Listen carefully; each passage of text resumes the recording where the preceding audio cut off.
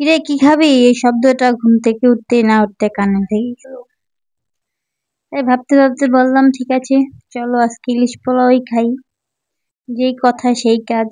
এই তো দেখতেই পাচ্ছেন, তাও আবার আমাদের দেশের মাছ, জাতীয় মাছ, ইলিশ মাছ, সেই মাছ দিয়ে ইলিশ পোলাও, আহ! তার কোনো তুলনাই হয় না ভাই, এই স্বাদের কোনো তুলনাই হয় না। আহা! Assalamu alaikum everyone, it's me Ismail Hussein from Malaysia. Welcome back to my another. So আজকে হচ্ছে আমি আপনাদের সাথে শেয়ার করবো কিভাবে ইলিশ পোলাওটা রান্না করলাম। বাই দ্য ওয়ে আমি করিনি, আমার আম্মু করেছে। চলুন দেখা যাক। তার জন্য প্রথমেই হচ্ছে মাছগুলোকে ভালোভাবে ধুয়ে নিতে হবে। তার পাশে ছিল মরিচ এবং পেঁয়াজ থেতলে নেওয়া, তার সাথে অ্যাড করেছিলাম আদা রসুন, দেন হচ্ছে জিরার গুঁড়ো, ধনিয়া গুঁড়ো দিয়ে ভালো করে তারপর লবণ দিতে হবে। মাছগুলোকে এর ভিতরে দিয়ে একটু ভালো করে মাখাঝুঁকি করতে হবে।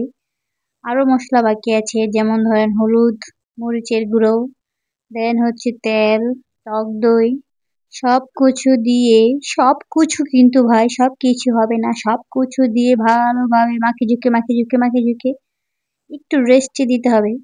আমার মা আবারও তেল ঢেলে দিল, কারণ আমি প্রথমে দিয়েছিলাম, বলছে হচ্ছে না এই তেলে কি দিয়েছিস।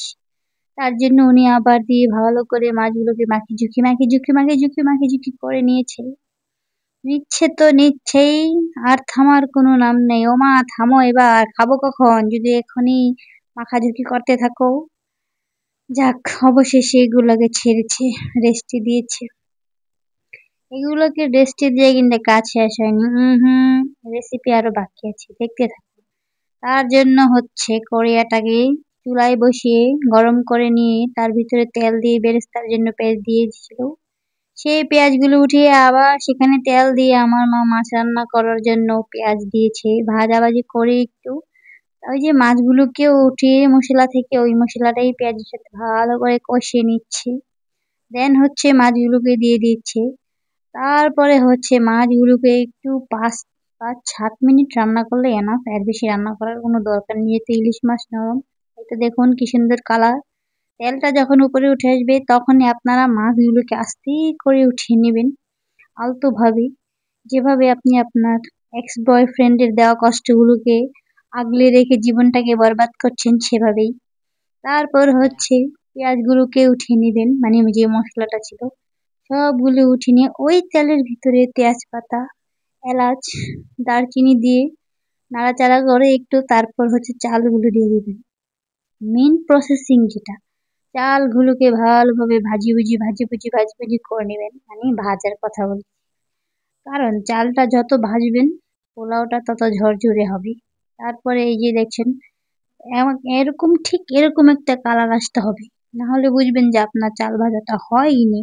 তার মধ্যে হচ্ছে কাঁচামরিচ অ্যাড করে দিবেন। তারপরে আমরা দিয়েছিলাম একটু ঘিও, কারণ ঘি না দিলে হচ্ছে আসল টেস্ট আসবে না, আর এটা অরিজিনাল ঘি ছিল। তারপরে ভাজাভুজি কাজ শেষ, আম্মু হচ্ছে কুকারে দিয়ে দিয়েছিল চালটাকে।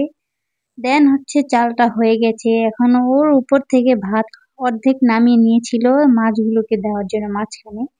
তো মাছগুলো দেওয়া হয়ে গেল, তারপর হচ্ছে যেই ভাতগুলো ছিল উঠিয়ে রেখেছিল আর কি, ওইগুলো উপরে দিয়ে দিতে হবে পোলাও দিয়ে, মাছগুলোকে ঢেকে নিতে হবে সুন্দর করে, যেভাবে নতুন বউকে ঘুমটা দিয়ে ঢেকে রাখেন সেভাবেই এই মাছগুলোকে ঢেকে দিতে হবে চালগুলো দিয়ে। এই তো রান্না কমপ্লিট। এখন শুধু একটা জিনিস দিলেই হয়ে গেল, বেরেস্তা দিতে হবে। হ্যাঁ, বেরেস্তা কিন্তু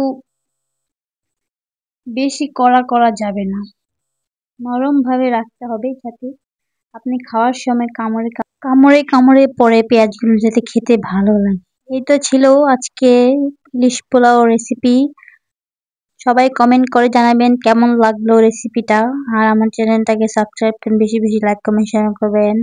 দেখা হবে পরবর্তী ব্লগে। সবাই ভালো থাকবেন, সুস্থ থাকবেন। আল্লাহ হাফেজ, আসসালামু আলাইকুম।